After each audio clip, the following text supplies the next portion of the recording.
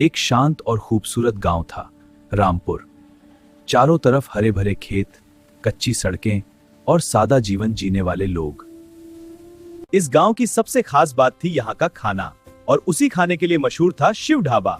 वाह, देखो तो ये पराठे और सब्जी, लस्सी और समोसे भी हैं, सब ताजा और बढ़िया। शिव ढाबा का मालिक था मोहन। वह एक मेहनती लड़का था जिसने अपने दम पर यह ढाबा खड़ा किया था। उसने शहर से सीखकर गैस सिलेंडर पर खाना बनाना शुरू किया था। खाना बहुत जल्दी तैयार हो जाता था, इसलिए गांव के लोग उसे बहुत पसंद करते थे। सुबह होते ही उसके ढाबे पर भीड़ लग जाती। तो भाई, पराठे जल्दी लाओ। कोई चाय पीने आता, कोई पराठे खाने, तो कोई दाल चावल। मोहन तेजी से काम करता और हर किसी को समय पर खाना देता।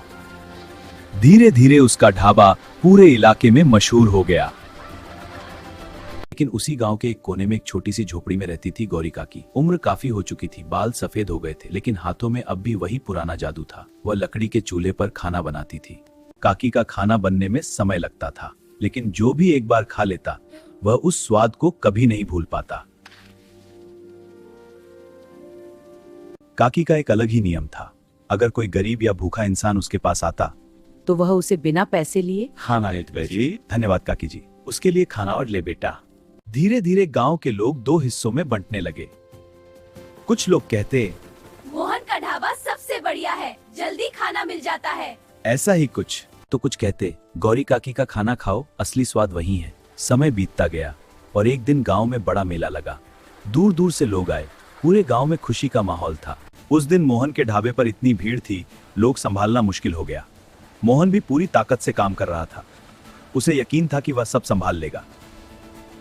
लेकिन मोहन के ढाबे पर अचानक कुछ ऐसा हुआ जिसकी उसने कभी कल्पना भी नहीं की थी।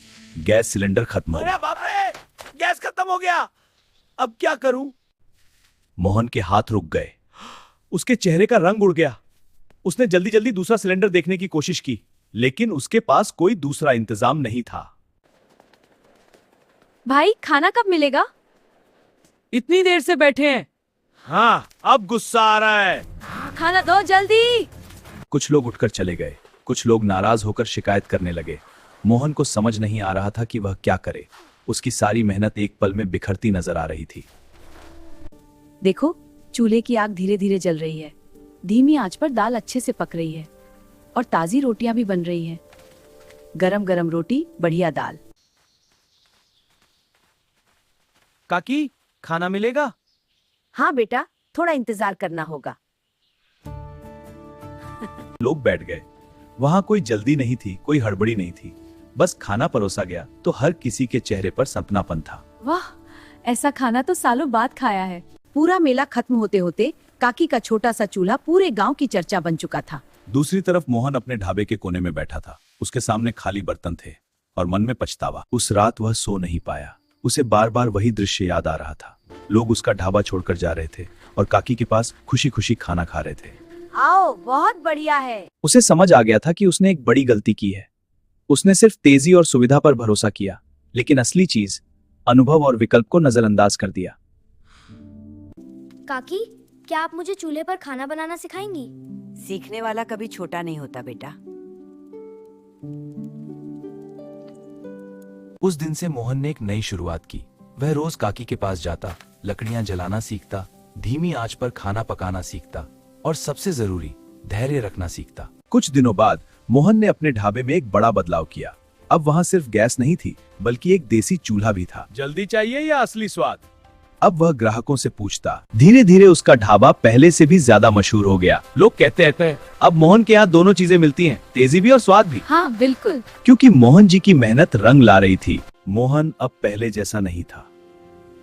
उसमें घमंड की जगह समझदारी आ गई थी। और गौरी काकी, वह अब भी उसी चूल्हे के पास बैठकर मुस्कुरा रही थी, क्योंकि उसने सिर्फ खाना नहीं, एक जिंदगी की सीख दी थी। कभी भी एक ही चीज पर निर्भर मत रहो। मैं पुरानी नाव से नदी पार कर लूंगा। अरे नाव डगमगा रही है, नए तरीके आजमाने होंगे।